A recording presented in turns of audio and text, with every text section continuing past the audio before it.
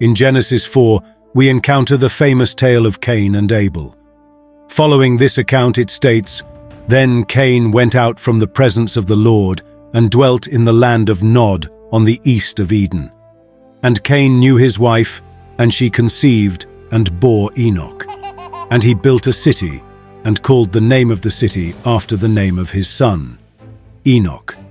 Diving into intriguing questions like, where did Cain get his wife, is a journey that intrigues both skeptics and believers alike.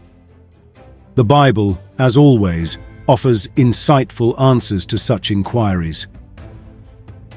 If you're eager to explore the depths of biblical narratives and unravel their mysteries with us, make sure to hit that subscribe button to stay updated with our latest videos. Let's unravel this question together. The sudden mention of Cain's wife raises questions about her origin. Some propose that God created other people, but does this align with biblical teachings? In Genesis chapter 3, verse 20, it is written, "And Adam called his wife's name Eve, because she was the mother of all living." This indicates that Eve is regarded as the original mother of all humanity. Therefore, the appearance of another special creation contradicts Eve's role as the mother of all living beings. This implies that every individual who has ever existed can trace their lineage back to Eve as their original ancestor. Therefore, the concept of another separate creation contradicts Eve's role as the mother of all living beings. Moreover, Genesis chapter 5, verse 4-5 adds depth to this understanding. After he begot Seth, the days of Adam were 800 years, and he had sons and daughters. So all the days that Adam lived were 930 years, and he died. This passage suggests that Adam and Eve had more children than those specifically mentioned in the Bible.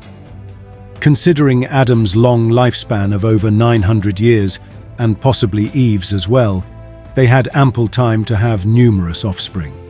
These children, in turn, would have had their own descendants over time. In Hebrew and Ethiopic theology, female ancestry is not specifically documented, which is why the daughters of Adam, born before Seth, are not named in the scriptures.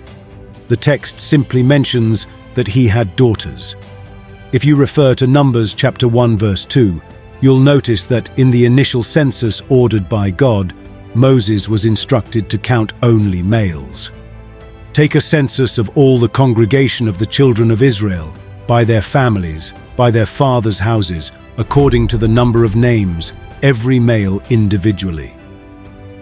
In the genealogies of Christ presented in Matthew 1 and Luke 3, only male ancestors are listed. Similarly, when Jesus miraculously fed the crowds in Mark 6 and Mark 8, only males are mentioned. Some individuals have proposed alternative ideas involving a figure named Lilith, suggesting that Cain married her or her daughters. However, there is no biblical support for Lilith's existence, and such claims are unfounded. During ancient times, it was common for people to marry their sisters.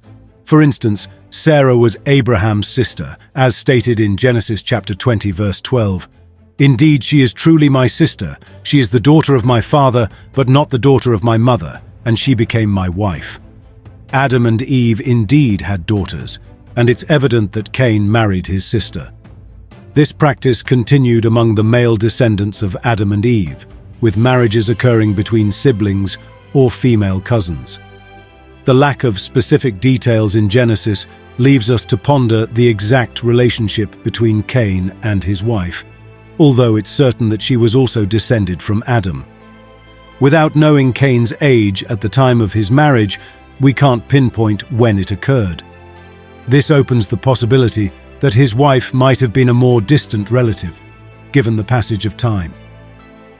The Book of Jubilees, a Jewish commentary dating back to around 135 to 105 BC, provides a name for Cain's wife, Awan, and claims she was a daughter of Eve.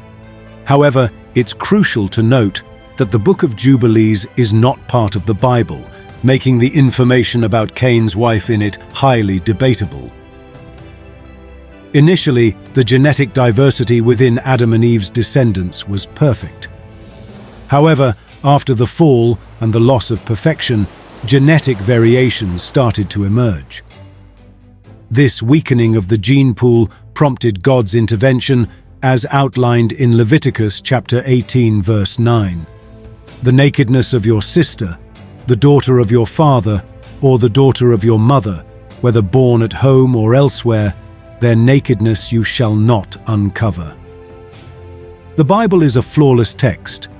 I've thoroughly studied it across various translations and even delved into its original languages like Hebrew, Aramaic, and Greek. One common challenge people face with the Bible is relying solely on English or other translated versions. It's akin to converting currency. If I give you $100 and you convert it to British pound sterling, you'd get 75.3s. However, exchanging that 75.3 back to dollars wouldn't yield the original $100.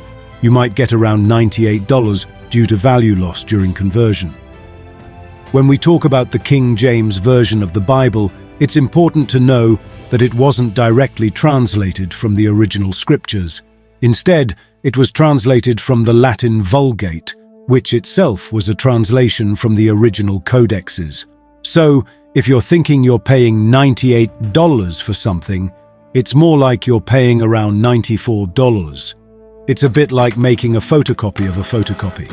You'll still get an image, but it won't be as perfect as the original.